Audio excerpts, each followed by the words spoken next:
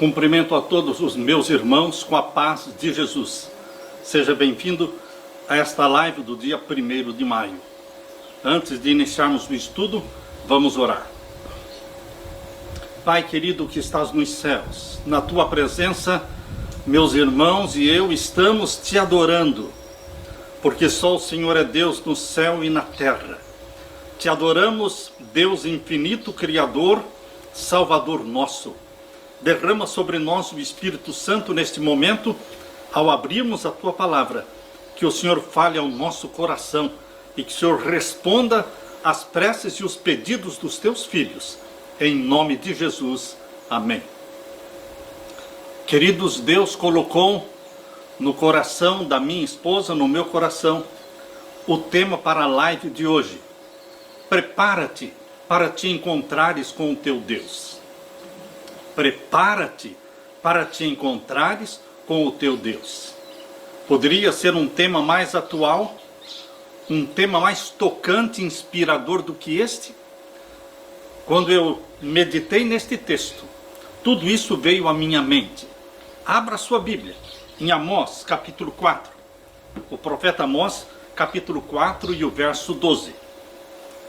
Aqui nós lemos: Portanto, assim te farei, ó Israel, e porque isto te farei, prepara-te, ó Israel, para te encontrares com o teu Deus.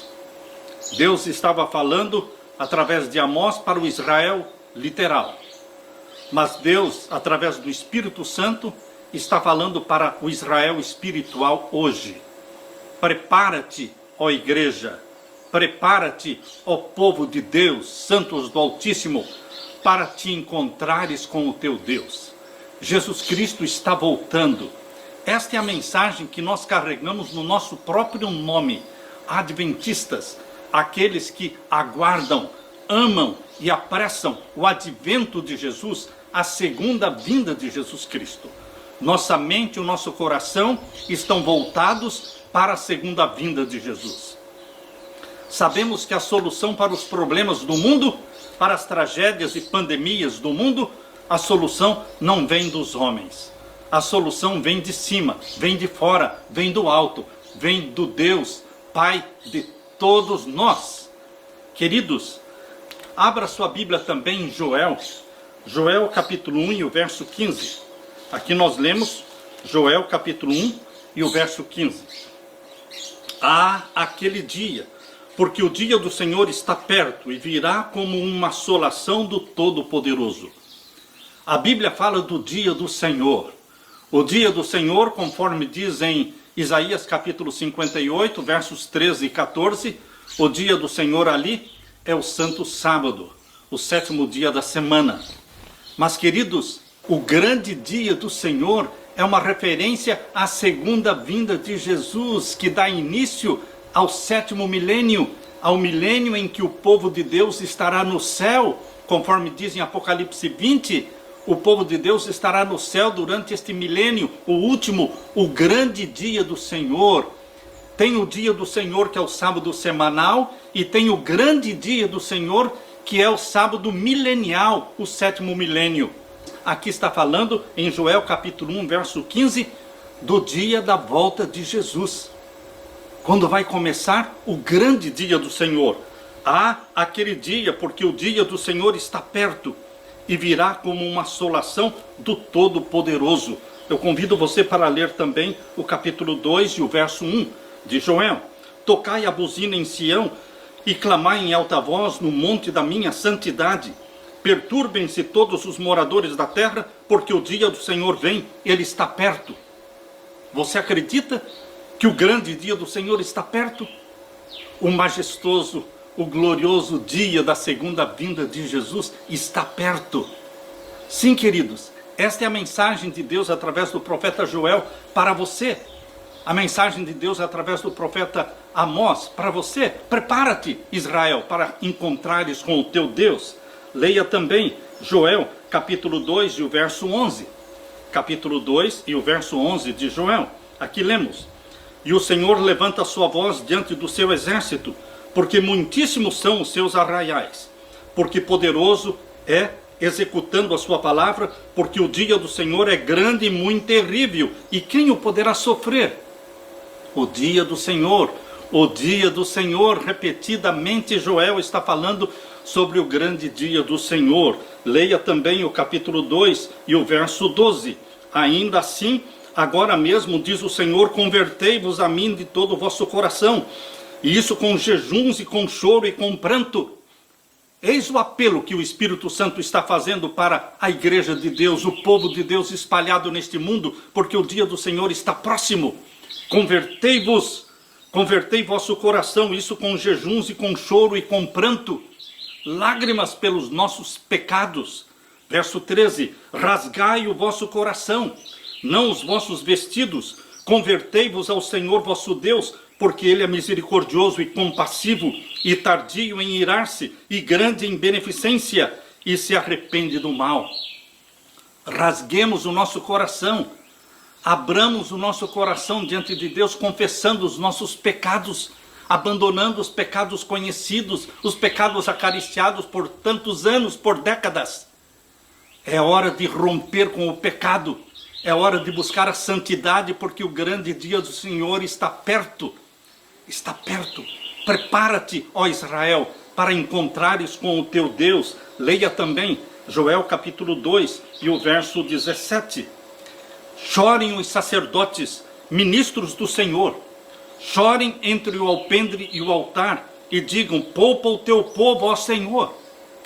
Estão os ministros do Senhor, estão os pastores de Deus, chorando, intercedendo pelo povo de Deus, dizendo, poupa o teu povo, Senhor, e não entregas a tua herança ao opróbrio, para que as nações façam escárnio dele, porque diriam entre os povos, onde está o seu Deus?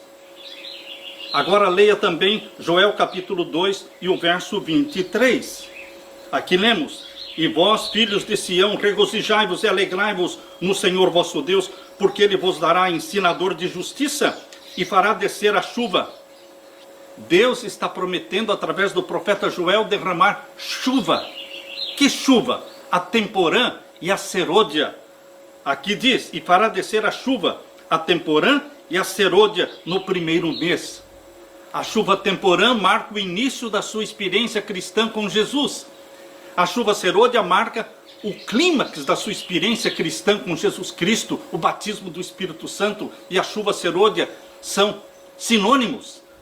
Queridos, Deus quer dar a chuva temporã do Espírito Santo e a chuva serôdia do Espírito Santo, revestindo o seu povo do Espírito Santo.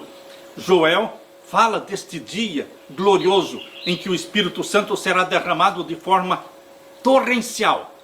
Joel capítulo 2. Vamos ler aqui, Joel capítulo 2 e o verso 28. E há de ser que depois derramarei o meu Espírito sobre toda a carne.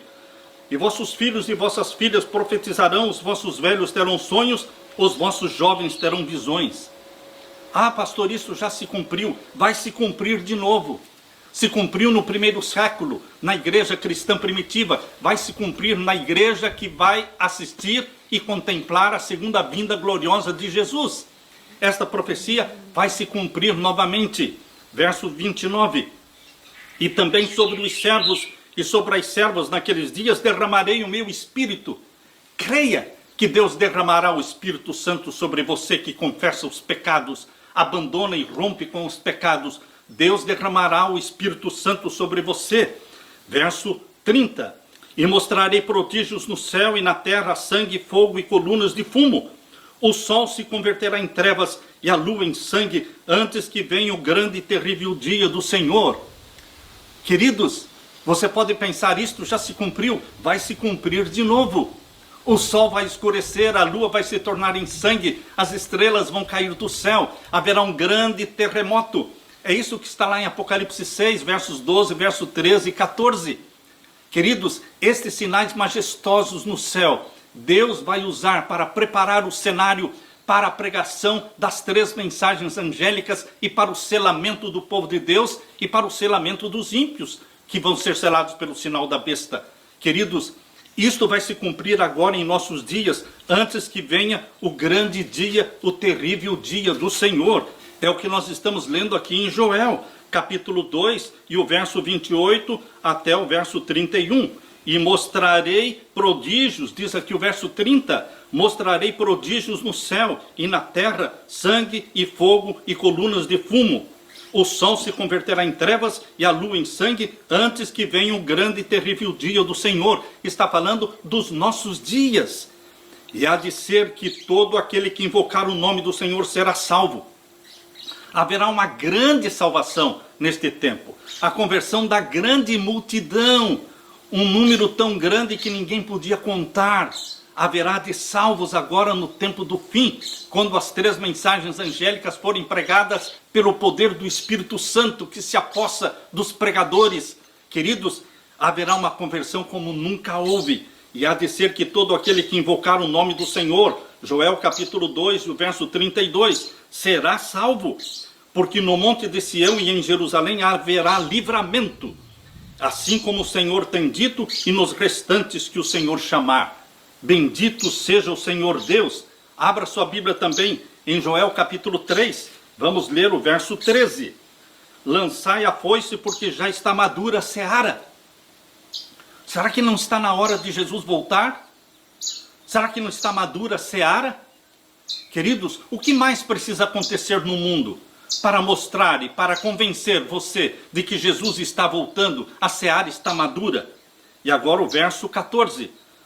Multidões, multidões no vale da decisão, porque o dia do Senhor está perto, no vale da decisão.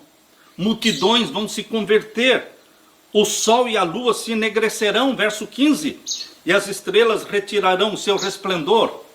É neste contexto do fim que haverá o grande tremor de terra, a lua vai se tornar em sangue, o sol vai se enegrecer, as estrelas vão cair do céu.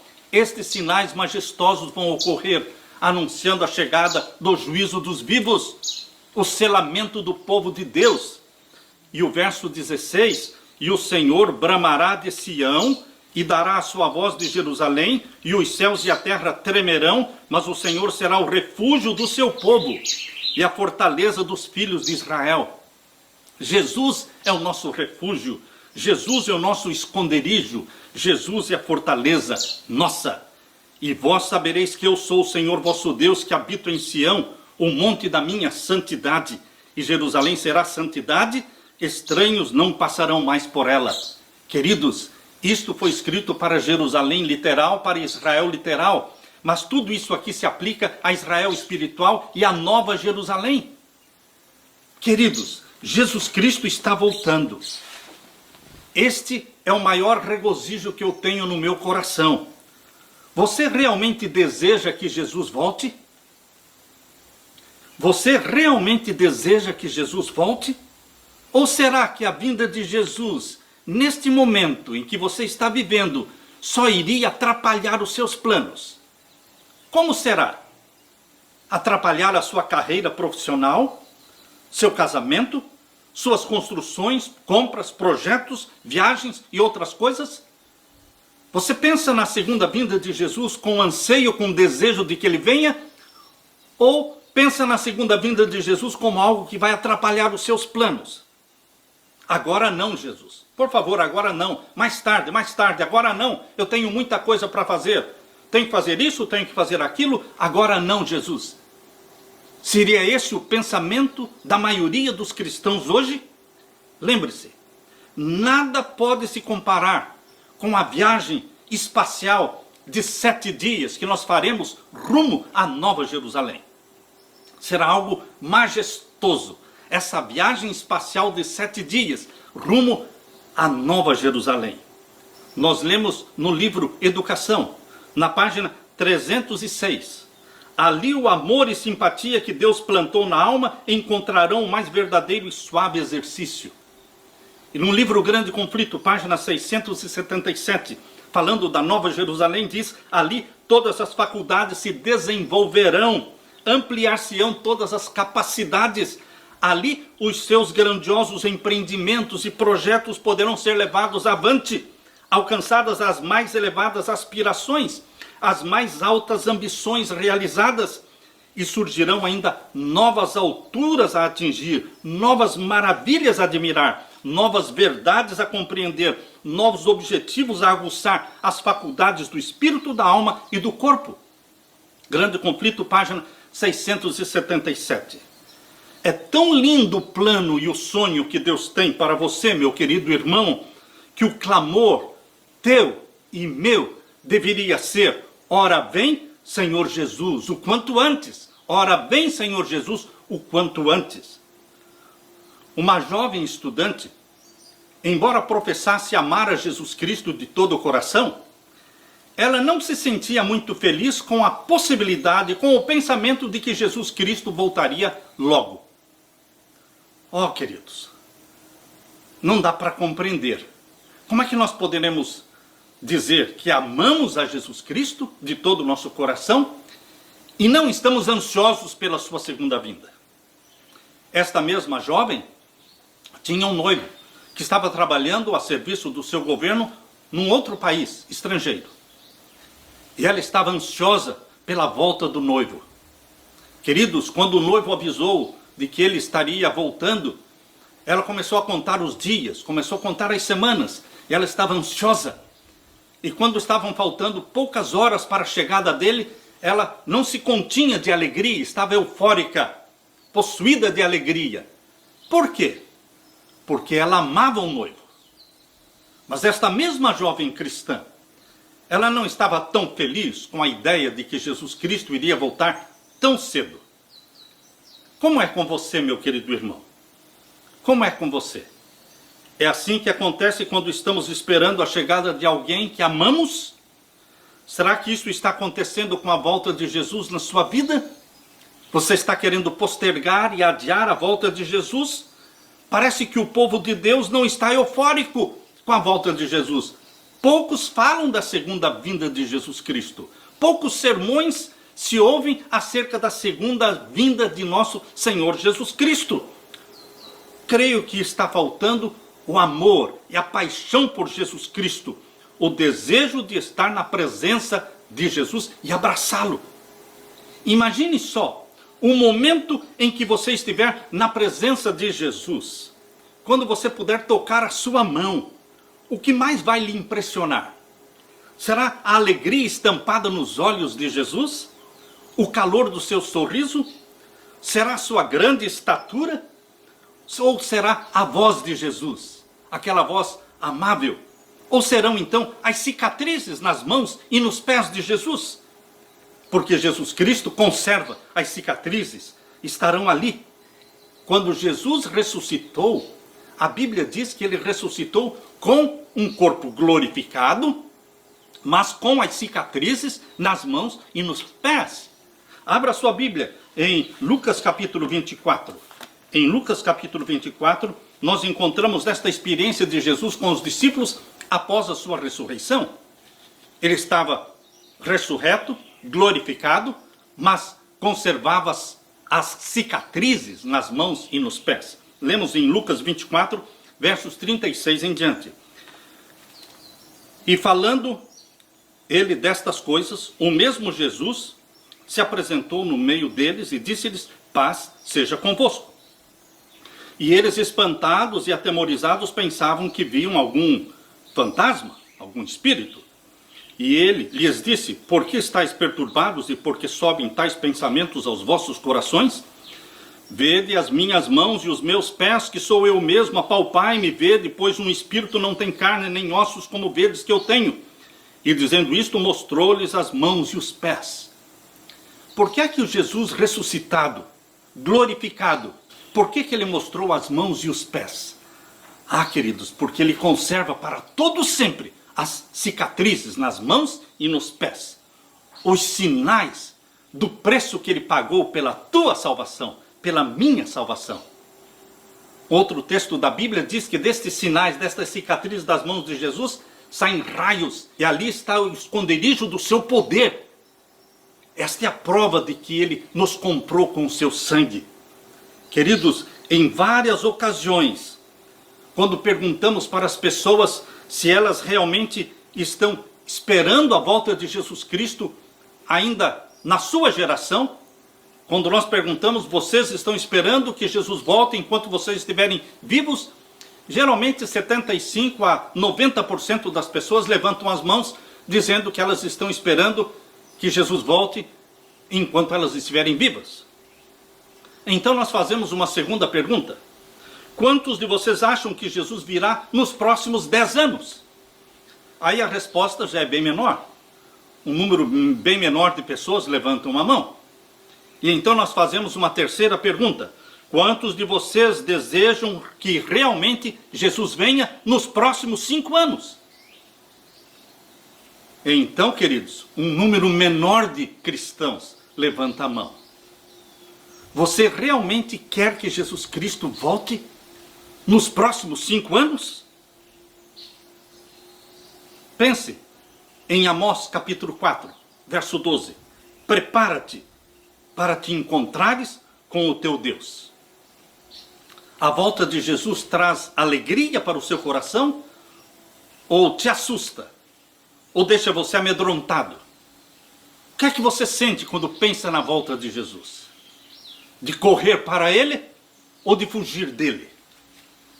Queridos, num concílio de pastores brasileiros nos Estados Unidos, meu querido amigo pastor Jimmy, que era o coordenador do Portuguese Advisory naquele tempo, ele me convidou para fazer um sermão, uma palestra para os pastores sobre Apocalipse 17, sobre os 7 reis de Roma, sobre os 7 reis papais. Depois que nós terminamos este sermão, alguns pastores se acercaram de mim e disseram: Pastor Samuel, esta profecia é muito convincente e nós não vemos nada de errado, a não ser o fato de que, se tudo isso estiver certo, então Jesus Cristo vai voltar muito logo. Muito logo.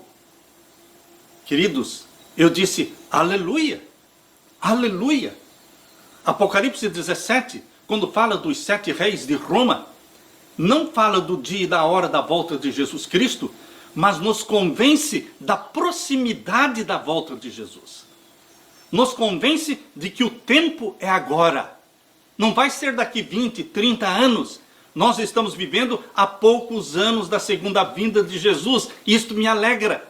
Isto deve trazer gozo, regozijo no seu coração. Queridos, não sabemos o dia e a hora, mas temos que saber a proximidade da volta de Jesus. No livro Grande Conflito, página 166, Grande Conflito, página 166, ali Deus diz, embora não saibamos o dia e a hora da volta de Jesus, é mistério, é exigido que saibamos a proximidade da volta de Jesus. Com certeza, meu querido irmão, a volta de Jesus não será daqui 20, 30 anos. Para quando, pastor Samuel, o senhor está esperando a segunda vinda de Jesus? Queridos, eu não sei o dia e a hora. A Bíblia não fala, mas eu estou orando para que seja nos próximos 5 anos. Eu não estou só orando para que seja nos próximos 5 anos, mas eu estou me preparando para isso. Eu estou tomando todas as providências para que eu, a minha família, meus filhos, meus netos, para que eu possa me apresentar diante de Deus e dizer: eis-me aqui, Senhor, com os filhos que o Senhor me deu. Há pessoas que perguntam: e por que então nos próximos 5 anos? Por que não amanhã? Por que não dentro de 1 ano? Ah, queridos, porque a Bíblia tem várias profecias de tempo agora para o tempo do fim. A Bíblia apresenta uma série de eventos escatológicos com tempo específico, tempo literal, porque agora no tempo do fim as profecias de tempo precisam ser entendidas como sendo tempo literal. Deus abreviaria o tempo. Lembram-se vocês o que Jesus falou lá em Mateus capítulo 24? Mateus capítulo 24 que nós lemos. Abra sua Bíblia. Mateus capítulo 24 e o verso 21 em diante. Porque haverá então grande aflição como nunca houve desde o princípio do mundo até agora, nem tampouco há de haver. Não está falando da Idade Média. Está falando de agora. De um tempo de aflição, de angústia como nunca houve, jamais há de haver. Então é agora. E agora o verso 22 diz: e se aqueles dias não fossem abreviados? Ah, queridos, o tempo desta angústia, desta última supremacia papal, de perseguição aos santos do Altíssimo, o tempo desta última supremacia papal será abreviado. A supremacia papal do tempo da Idade Média foi de 1260 anos. E agora a supremacia papal do tempo do fim será abreviada para 1260 dias. Aleluia, por isso. Por isso diz aqui, e se aqueles dias não fossem abreviados, nenhuma carne se salvaria. Mas por causa dos escolhidos serão abreviados aqueles dias. Por amor a você, Jesus Cristo abrevia as profecias de tempo profético para tempo literal. Agora no tempo do fim. Queridos, por isso, Jesus Cristo pode voltar. Estamos orando para que Ele volte nos próximos 5 anos. Porque ainda existem 1260 dias de supremacia papal. Que vai começar com o decreto dominical. Quando for aprovado mundialmente o decreto dominical, começam então os 1260 dias de supremacia papal. Aquela profetizada lá em Apocalipse capítulo 13. Apocalipse 13 fala desta última supremacia papal. Abra sua Bíblia. Apocalipse capítulo 13, vamos ver então os versos 3 em diante. E vi uma das suas cabeças como ferida de morte, e a sua chaga mortal foi curada. A ferida mortal foi em 1798 e começou a ser curada em 1929. E toda a terra se maravilhou após a besta. E adoraram o dragão que deu à besta o seu poder, e adoraram a besta, dizendo: quem é semelhante à besta? Quem poderá batalhar contra ela?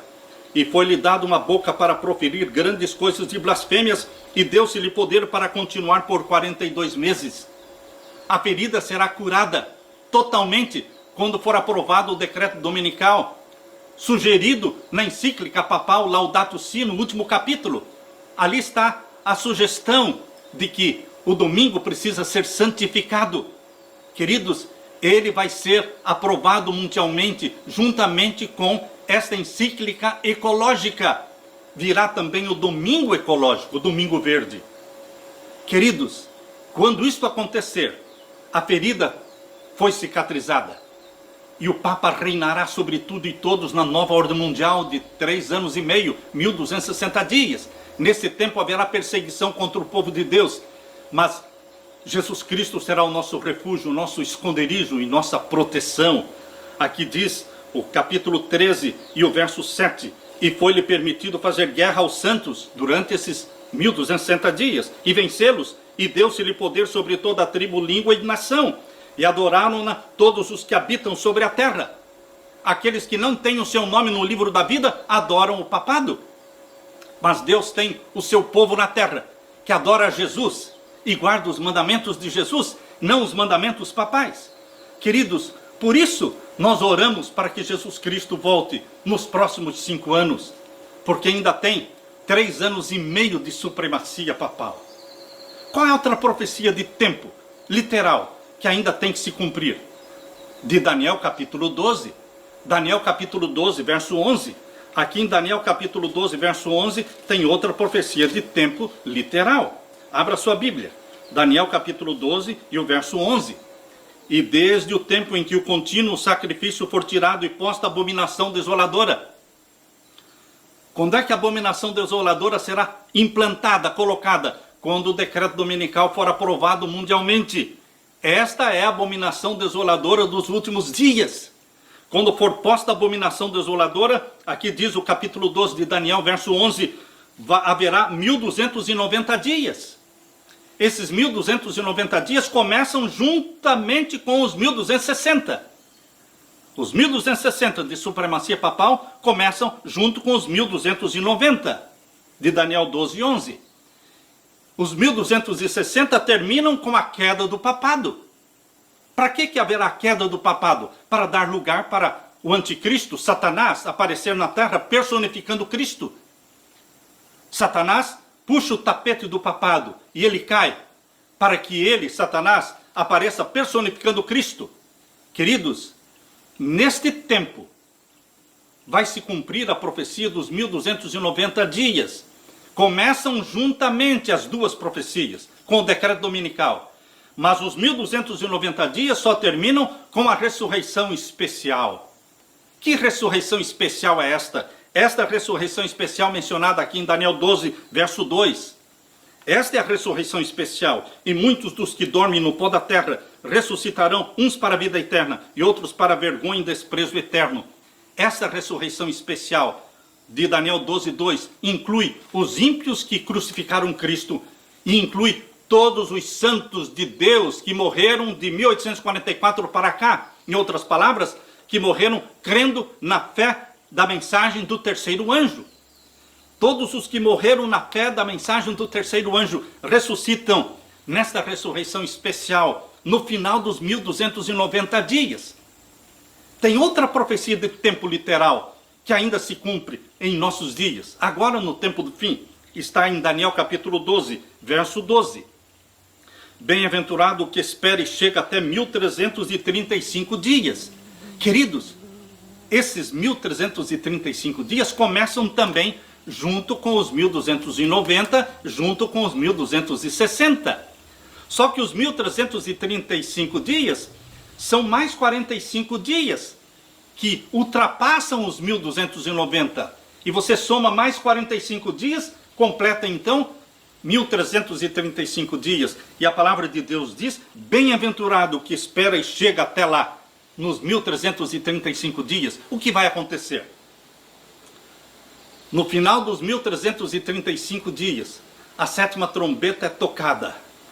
E a lei de Deus aparece no céu, mostrada no céu. O povo de Deus lê os 10 mandamentos, os ímpios têm que ler também. Eles têm que ver no céu exaltada a lei de Deus, a lei que eles desprezaram. Mas o povo de Deus vê exaltada no céu a lei que eles amam. E na sequência da lei de Deus sendo mostrada no céu, na sequência vem a proclamação, o anúncio que Deus vai fazer do dia e da hora da volta de Jesus Cristo, exatamente como está em Apocalipse capítulo 10 e o verso 7. Exatamente como está em Apocalipse capítulo 10 e o verso 7. Nós queremos ler para você. Apocalipse 10, verso 7. Mas nos dias da voz do sétimo anjo, quando tocar a sua trombeta, se cumprirá o segredo de Deus. O segredo de Deus, meu querido irmão.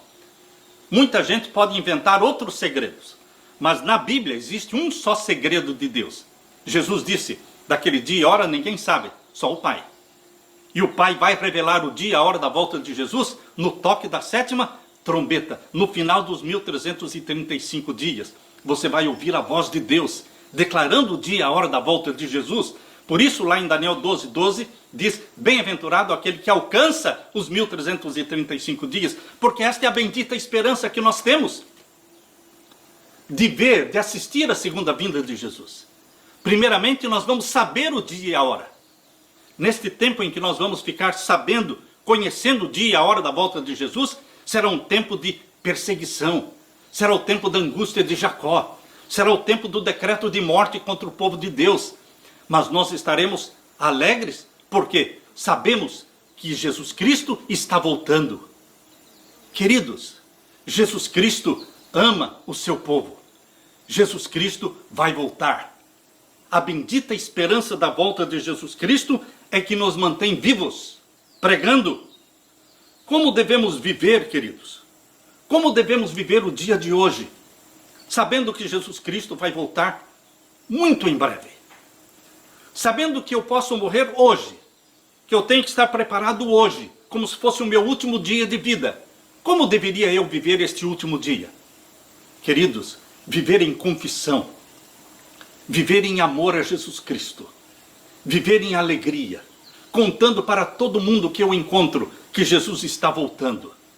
Não existe uma esperança maior, melhor, mais confortante do que esta.